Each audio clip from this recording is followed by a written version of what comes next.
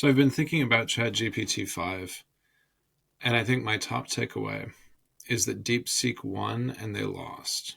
So I'm going to explain what I mean. DeepSeek won by shifting the entire window of conversation, what we would call the Overton window, toward free and transparent and more open source. They lost because the bigger players in the space can afford to dig themselves a deep hole cache-wise to mimic what DeepSeek is doing for free. And so what you see in the last few weeks really underlines how OpenAI is responding super aggressively to DeepSeek. They've started to expose chain of thought, and I know it's not the same as the private chain of thought on OpenAI. I don't think most people care. They've started to expose chain of thought. They've moved to make their premium products somewhat more free. So the latest one of those is Deep Research, which is now going to be available on the free tier. I think it's 2 uses a week, and on the plus tier at 10 uses a week. Huge win. And they are moving to make sure future product releases are also prioritizing free usage. When Sam Altman laid out his ChatGPT roadmap yesterday, I talked about it here. He said explicitly, GPT-5 will be free, unlimited chat. Now, you may sit there as, a technical person and say, well, what does that mean? Chat could mean a lot of things. I agree with you. Chat could mean a lot of things. It is possible that we will have to purchase the agent usage and the chat usage will be free. It's possible the whole thing will be free and they'll make their money off of corporations. I'm not sure. Heck, maybe they'll have a closed model, and like some of the conspiracy theories say, they'll just make money off the stock market. I don't know. But the point is, they are choosing to aggressively burn cash to make sure that they continue to compete on market share. And thanks to SoftBank and the $40 billion deal that they're about to close with ChatGPT, they can afford to do that, which means DeepSeek has changed the entire game. So in the sense, they won by resetting the rules, but they lost because they lost the new game.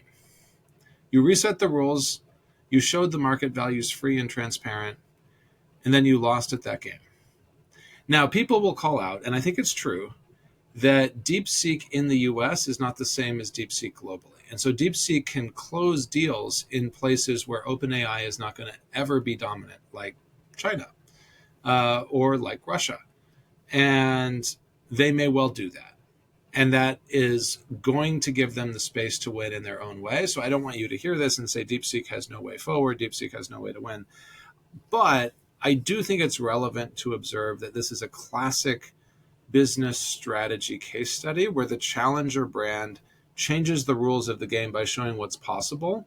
And then the dominant brand copies aspects of the challenger brand that enabled them to win and crushes them because they have a dominant spot. That's exactly what's happening with OpenAI and DeepSeek right now in the US.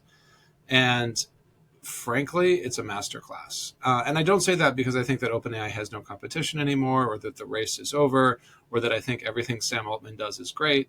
None of those things are true. I do think it is an excellent example of business strategy. Essentially, OpenAI had to respond quickly. They did. And as a result, they have now positioned themselves within just a few weeks as the leader and the standard setter in providing free usage of AI to everyone else. And they've done it without product. I want you to notice that ChatGPT 5 does not exist yet. None of us have used it yet. And it's still setting the terms of the debate. And it's going to set the terms of the debate for others. When Claude 4, which is rumored to be coming out shortly, comes out, everyone is going to immediately ask, how does it compare to OpenAI and ChatGPT 5? And that is deliberate. That is deliberate. And so now Anthropic is going to have to look at their launch strategy, look at their pricing, look at their packaging relative to what Sam has publicly said he will do with GPT-5, and maybe change it up, maybe make it more free. And so DeepSeek's influence keeps being felt through the industry. And I think that's super interesting. So that's my take. I wrote a lot more on the strategy behind this on Substack. If you want to check it out, I'll link it in the description here.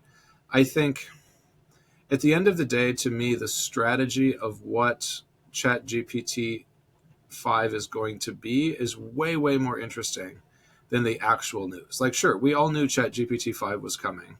It's coming in a few months. Whoop-de-doo. But the strategy behind that play is absolutely fascinating. So I hope I gave you a little peek here. Feel free to look into the Substack if you like a much deeper look at it. I had fun. I'm a strategy nerd, so it's fun to talk about. Cheers.